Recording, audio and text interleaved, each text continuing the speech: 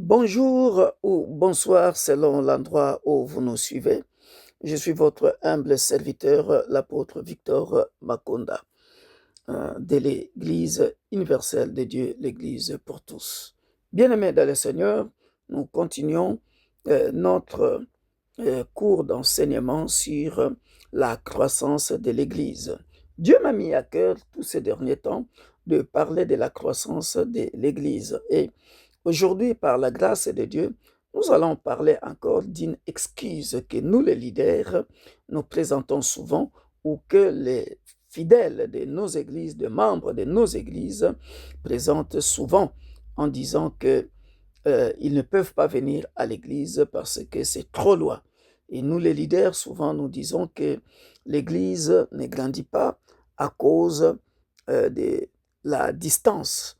Mieux fallait que, ou mieux fallait que l'église soit euh, près du centre-ville ou au centre-ville. Alors l'église serait vraiment, les gens allaient venir nombreux. On allait avoir beaucoup de membres. Mais nous allons avant tout prier avant d'expliquer toutes ces choses. Tendre Père, nous te rendons grâce et nous te bénissons. Daigne nous accompagner, cher ami Saint-Esprit, toi le meilleur enseignant, dans cet enseignement, afin d'exhorter plus d'une personne, plus d'un chrétien, de venir à l'Église, peu importe la distance. Et que nous, les leaders, nous arrêtions à donner ou de donner cette excuse que l'Église ou le ministère ne grandit pas à cause de la distance. Dans le précieux nom glorieux de notre Sauveur et Seigneur Jésus-Christ, nous disons Amen. Bien-aimés dans le Seigneur, c'est un grand mensonge parce que nous sommes parfois bloqués. Nous avons dans notre tête, nous nous créons nous-mêmes une forteresse d'échecs. Et je suis devenu tellement friand de Proverbe 18, 20 à 21 qui dit que la vie et la mort se trouvent au pouvoir de la langue. Nous devons toujours prophétiser de bonnes choses pour nos ministères et nous-mêmes aussi, que nous soyons des leaders ou des membres de nos églises, que nous essayons un peu de sonder les Écritures et voir les choses en face, bien-aimés dans le Seigneur.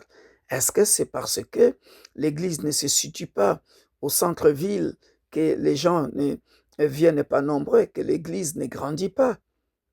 C'est un grand mensonge, bien-aimé. Quittons cette forteresse de l'échec.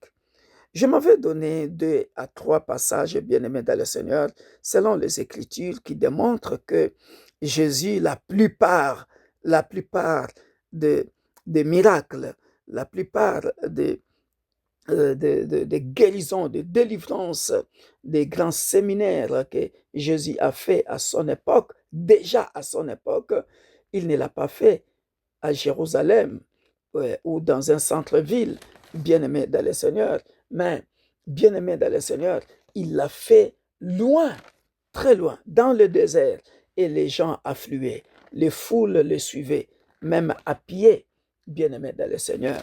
Écoutez, nous avons dans Matthieu, chapitre 4, au verset 23, que j'aime bien, depuis que j'ai découvert ce passage-là, je n'arrête pas, bien-aimé dans le Seigneur, parce que ça parle de beaucoup de choses que Jésus-Christ a faites, bien-aimé dans le Seigneur.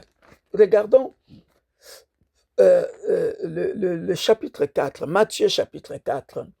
Jésus parcourait toute la Galilée, enseignant dans les synagogues, prêchant la bonne nouvelle du royaume et guérissant toute maladie et toute infirmité parmi le peuple. Sa renommée s'est répandue dans toute la Syrie. Vous voyez, on commence à citer le vilain, dans toute la Syrie, et on lui amenait tous ceux qui souffraient de maladies et de douleurs de divers genres, des démoniaques, des lunatiques, des paralytiques, et il les guérissait.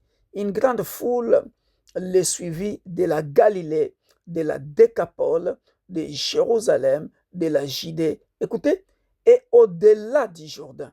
est au-delà du Jourdain. Je ne connais pas Israël, mais bien-aimé dans le Seigneur, on est en train, je n'ai jamais été là-bas. Par la grâce de Dieu, j'irai avant ma mort visiter le tombeau de Jésus-Christ.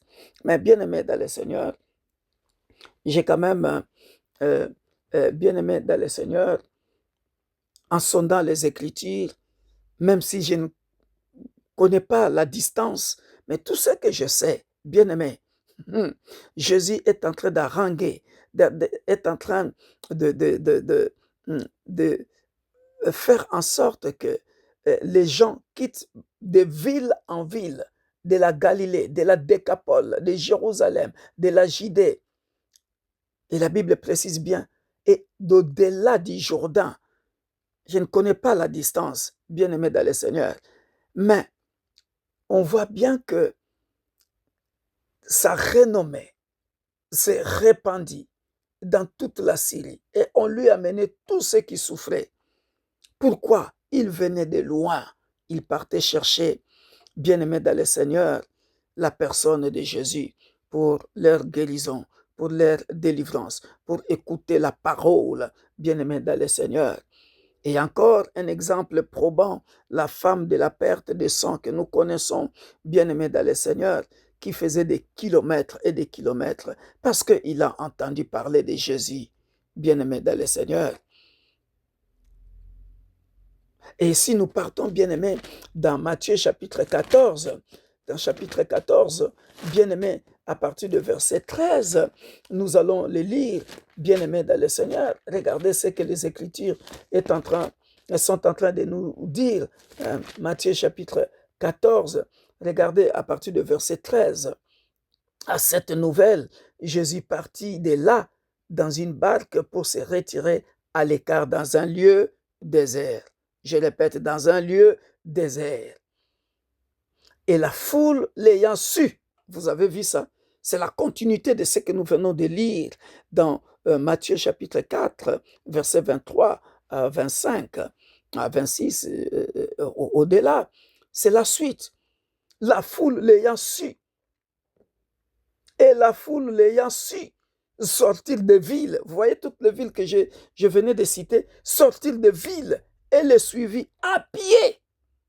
J'ai dit bien à pied. À cette époque-là, il n'y avait pas encore d'avion, il n'y avait pas encore de Uber.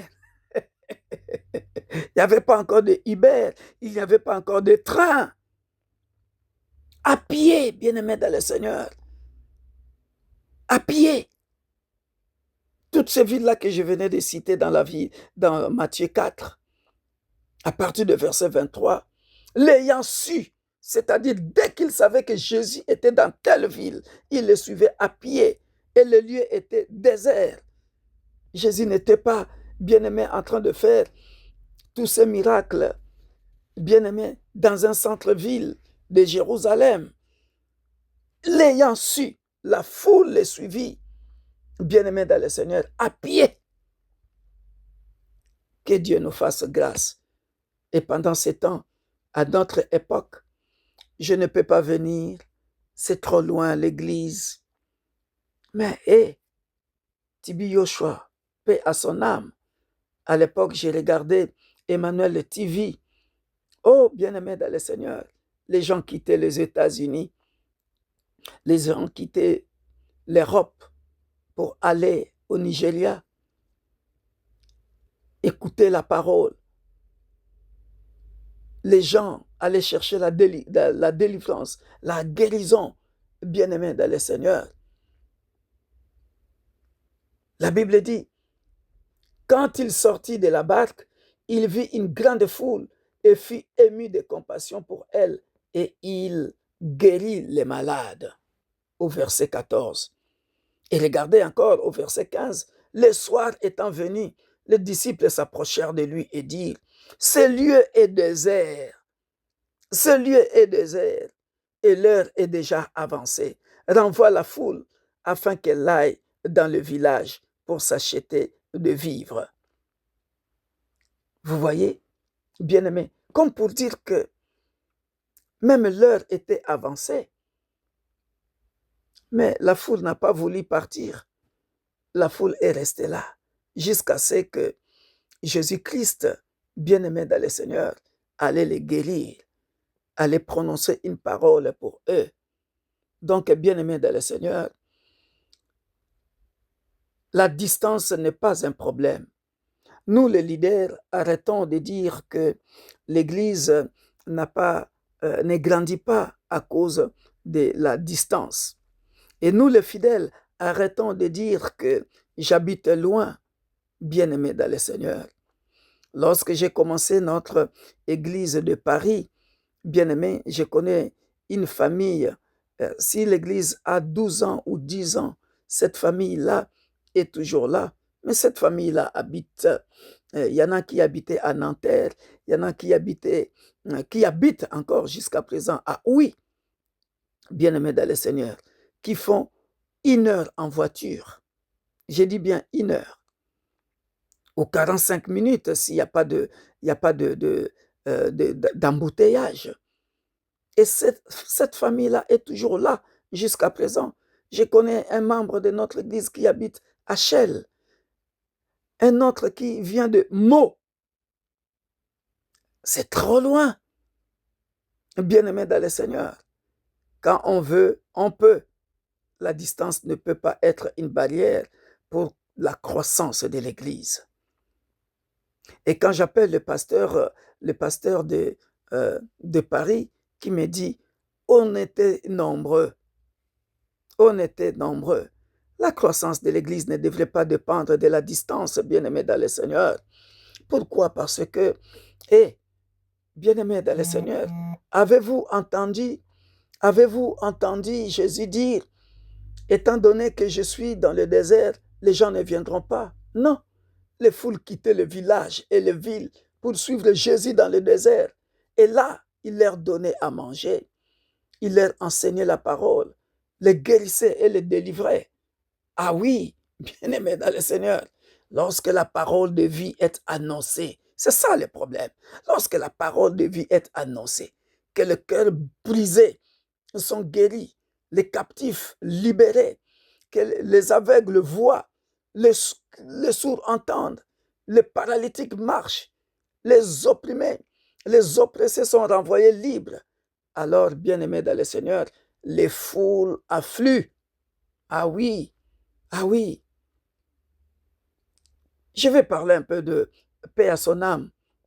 L'évangéliste Renard Bonquet, le Jimmy Swaggart, ces gens-là, quand ils venaient en RDC, mon pays d'origine, oh bien-aimés dans le Seigneur, comme je venais de donner l'exemple de Tibi Joshua, paix à son âme, ah oui, les gens se déplaçaient et les miracles se faisaient, bien-aimés dans le Seigneur.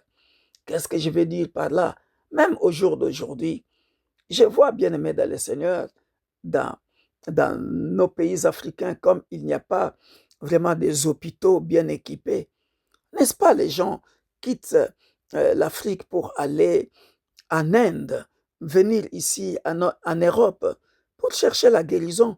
Parce qu'ici, ils ont des appareils sophistiqués. Ils font des kilomètres et des kilomètres. Ils payent le prix. Les billets d'avion, préparent de l'argent de séjour pour venir chercher la guérison. Les gens quittaient, bien-aimés dans le Seigneur, l'Amérique, l'Europe, pour aller au Nigeria, chercher la délivrance. Aller en Afrique, bien-aimés dans le Seigneur. Donc, la distance ne devrait pas être un problème, chers leaders et chers membres de nos églises. Les gens, moi je me rappelle dans notre église de Lille, ici, à Roubaix à l'époque, j'ai vu des gens quitter l'Angleterre, quitter l'Irlande, quitter l'Allemagne, quitter la Belgique. Jusqu'à présent, j'ai des membres de l'église qui quittent la Belgique, qui viennent écouter les prédications chez nous. Lorsqu'il y a la parole de vie, lorsque Jésus est là, bien-aimé dans le Seigneur, lorsque bien-aimé dans le Seigneur, lorsque les gens savent qu'ils trouveront la guérison de leur cœur de leur corps et la délivrance de leurs âmes, parce qu'ils vivent dans des conditions néfastes, bien-aimés dans le Seigneur, les gens viennent. Les gens viennent, bien-aimés dans le Seigneur. La distance n'est pas un problème. Arrêtons de dire, nous les leaders, que l'Église ne grandit pas, les ministères ne grandissent pas, parce que nous n'avons pas un bâtiment dans les centres-villes. Non, non, non, non, non. Non, non, non. Voilà pourquoi je suis en train de parler de la croissance individuelle, bien-aimé. Un membre de l'Église qui a grandi, qui est mature, bien-aimé dans le Seigneur, ne donne pas la raison de la distance, que c'est trop loin. Voilà pourquoi je ne viens plus à l'Église. Non, lorsque tu sais, comme Pierre l'a dit, mais Seigneur, où irons-nous encore? Parce que nous savons que c'est auprès de toi que nous avons trouvé la parole de vie. Dans Jean chapitre 6, verset 68, oh, Pierre l'annonce bien. La Bible dit, Simon-Pierre lui répondit, Seigneur, à qui irions-nous? Tu as les paroles de la vie éternelle. Ah oui, là où la parole est bien prêchée, les gens grandissent. Il est question de prendre une décision. Là, dans mon église, peu importe la distance, il y a le véritable Dieu. Jésus-Christ est là-bas. Il y a la parole de la vie éternelle là-bas. J'y vais. Alléluia. Oh bien-aimé dans le Seigneur. Voyons encore un autre exemple que j'aime bien dans Marc chapitre 1, à partir de verset 43 ou 45, bien-aimé dans le Seigneur. Nous allons voir quand Jésus-Christ va guérir un lépreux. Marc chapitre 1, bien-aimé dans le Seigneur, verset 40 hein, à 45, je pense. Regardez, bien-aimé dans le Seigneur, la Bible dit quoi? Un lépreux vint à lui et se jetant à genoux et il lui dit d'un ton suppliant, si tu le veux, tu peux me rendre pur. Écoutons bien l'histoire. Jésus émut de compassion, étendit la main, le toucha et dit, je le veux, sois pur. Aussitôt la lèpre le quitta et il fut purifié. Jésus le renvoya sur les champs avec de sévères recommandations et lui dit, garde-toi de rien dire à personne, mais va te montrer au sacrificateur et offre pour ta purification ce que Moïse a prescrit afin que cela leur serve de témoignage. Mais cet homme, s'en étant allé, s'est mis à publier ouvertement la chose et à la divulguer, de sorte que Jésus ne pouvait plus entrer publiquement dans une ville. Il se tenait dehors dans des lieux déserts. Vous voyez, il se tenait dehors dans les lieux déserts. Et l'on venait à lui de toutes parts. Insistons un peu sur le verset 45. Mais cet homme s'en est allé, s'est mis à publier ouvertement la chose et à la divulguer, de sorte que Jésus ne pouvait plus entrer publiquement dans une ville, parce que la renommée s'était répandue partout, que Jésus avait la parole de la vie éternelle, que Jésus guérissait, et que Jésus délivrait. Les opprimés les oppressés étaient renvoyés et libres, bien-aimés dans le Seigneur. La Bible dit, il se tenait dehors, dans des lieux déserts. Jésus n'était pas dans les centres-villes, bien-aimés dans le Seigneur, ne faisait pas de miracles dans les centres-villes. Il réunissait plus de 5000 personnes dans le désert, loin, et les gens venaient à pied, bien-aimés dans le Seigneur. Et l'on venait à lui de toutes parts. Et quand la Bible souligne ici de toutes parts, ce n'est pas le monde moderne que nous vivons, où il y a des TGV, où il y a des avions, où il y a, bien-aimé dans le Seigneur, de Uber. Non, non, mais bien-aimé dans le Seigneur. Donc, en lisant ces passages, bien-aimés dans le Seigneur, nous comprenons que Jésus ne cherchait pas les centres-villes, mais l'extérieur des villes, car les centres-villes ne pouvaient pas contenir les foules qui venaient à lui de toutes parts.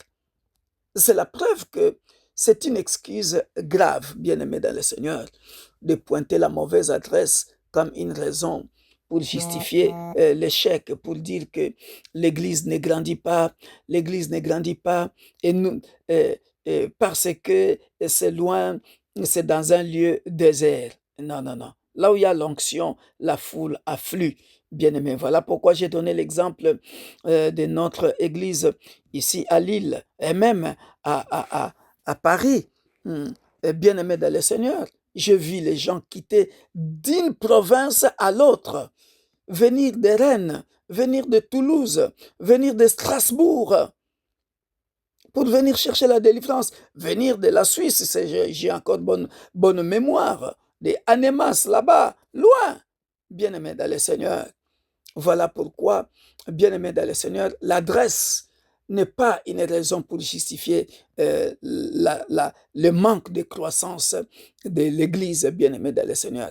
Quel que soit, je pèse bien mes mots, quel que soit l'endroit où se trouve l'onction, les foules viendront. Je répète, quel que soit l'endroit où se trouve l'onction, les foules viendront en grand nombre et de toutes parts. Si la multitude ne se presse pas, cela signifie que vous n'avez pas encore atteint le niveau d'onction qui permet de le faire venir de toutes parts. Il est question du niveau de l'onction. À nous, les leaders de la communauté des églises universelles dédiées à l'Église pour tous, augmentons encore, bien-aimés dans le Seigneur, la croissance individuelle, comme je l'ai prêché, bien-aimés dans le Seigneur, dans notre vie de prière, bien-aimés dans le Seigneur.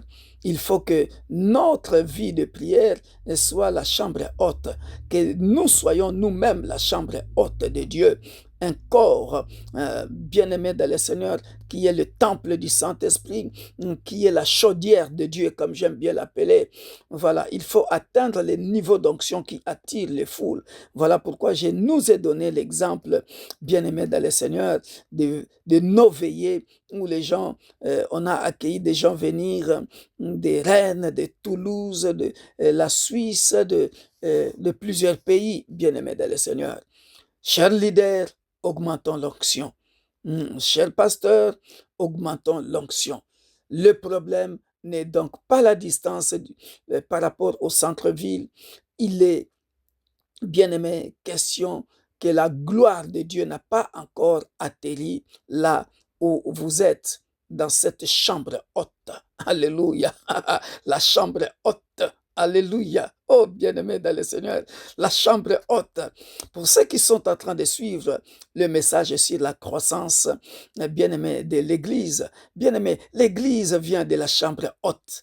L'Église vient de la chambre haute. Et lorsqu'ils ont chauffé la prière là-bas dans la chambre haute, le Saint-Esprit est descendu et a touché les nations. Et du jour au lendemain, 3000 étaient convertis.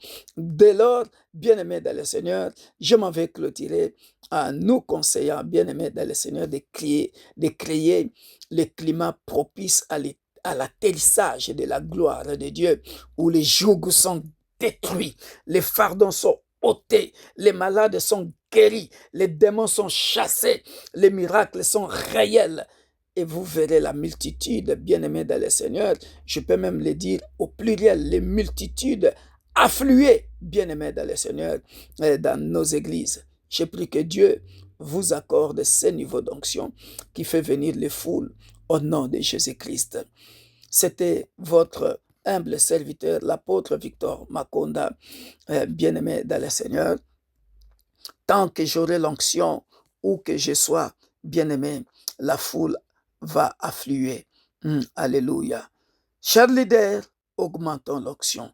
Créons ce climat propice chez nous à la maison. Que ta chambre à coucher soit une chambre haute. Et quand tu sors, tu vas prêcher. Mes filles que je suis en train de former à Paris, ici, que ta vie, que ta chambre soit une chambre haute. Que ton téléphone soit un hôtel. N'utilise pas ton téléphone pour passer du temps dans des bêtises, mais utilise ton téléphone pour partager la parole, pour prier pour les gens bien-aimés dans le Seigneur et parler de ton église. parler du Dieu de ton pasteur et de miracles que toi-même tu as déjà vécu, bien-aimé dans le Seigneur. Et la foule, bien-aimé dans le Seigneur, parce que là, hein, on a bien lu dans Matthieu chapitre 4, et sa renommée s'était accrue. Pourquoi? Parce que des bouches à l'oreille, bien-aimé dans le Seigneur. Vous voyez comme c'est lépreux ici dans Marc chapitre 1, bien-aimé dans le Seigneur, il a parlé de Jésus. Il a parlé de Jésus. Et la foule, bien-aimé, peu importe le lieu, bien-aimé, va affluer. Même si tu es dans le désert. Voilà pourquoi j'ai donné l'exemple des grands hommes de Dieu qui ont marqué, bien-aimé, l'histoire à notre époque. Bien-aimé dans le Seigneur, cela est encore possible que nous puissions avoir des branches et des branches parce que l'onction attirera la foule. Que Dieu nous bénisse. Soyez bénis. C'était votre humble serviteur, l'apôtre Victor Makonda.